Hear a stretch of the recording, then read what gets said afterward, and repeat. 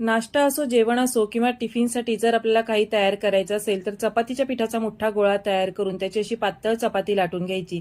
यावरच एक चमचाभर तेल घालायचं, पाव चमचा लाल तिखट, पाव चमचा धणे जिरे पूड आणि पाव चमचा आमचूर पावडर घालून चिमूटभर हळद घालायची।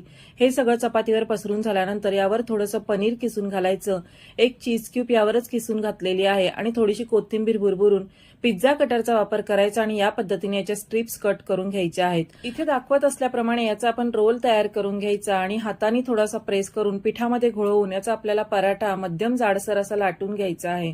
अशा पद्धतीने पराठा लाटून घेतला की तो मध्यम आचेवर आपल्याला दोन्ही साईडनी तेल किंवा तूप लावून खरपूस असा शेकवून घ्यायचा आहे।